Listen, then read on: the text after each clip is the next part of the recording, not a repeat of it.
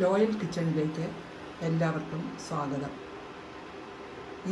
ഇന്ന് ഞാൻ ചെയ്യാൻ പോകുന്നത് ഒരു വെണ്ടയ്ക്ക മസാലയാണ്. അതെങ്ങനെയാണ് ചെയ്യുന്നതെന്ന് നമുക്കൊന്ന് നോക്കാം.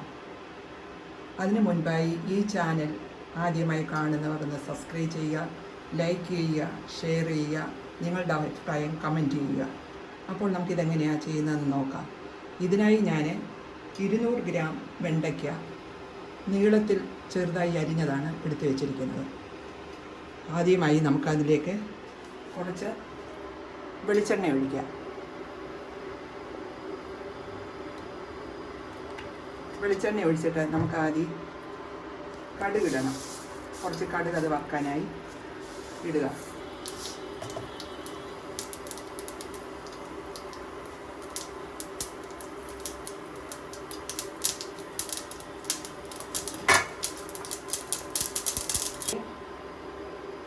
കാൽ സ്പൂണ് ജീരകം, കാൽ സ്പൂണ് ഉഴുന്ന്, 3 അല്ലി വെളുത്തുള്ളി ചതച്ചത്. ഇതിത്രയും നമുക്കൊന്ന് മൂപ്പിക്കണം.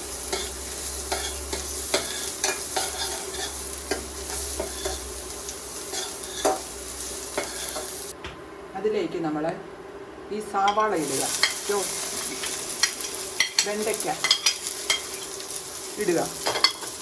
അതൊന്ന് മൂക്കുമ്പോഴേക്കും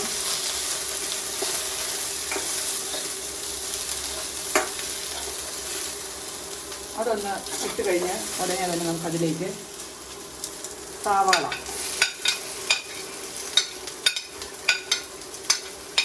2 സവാള,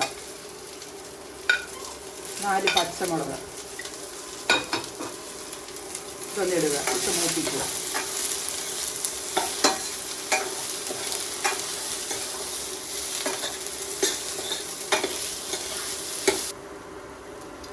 ഇതിലേക്ക് 1/4 ടീസ്പൂൺ മഞ്ഞൾപ്പൊടി,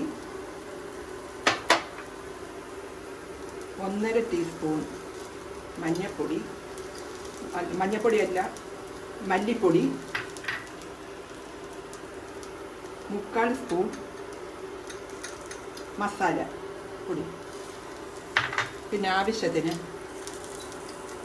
വേണ്ട കുറച്ച് ഉപ്പും കൂടി ചേർത്തിട്ട് മസാല മണം തീരുന്നിടം വരെ ഒന്ന് ഫ്രൈ ചെയ്തെടുക്കാം.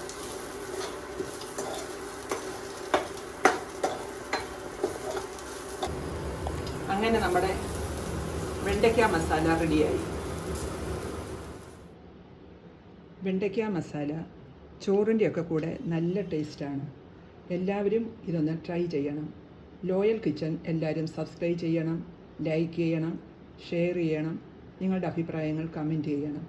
അടുത്ത വീഡിയോയിൽ വീണ്ടും കാണാം. Thank you.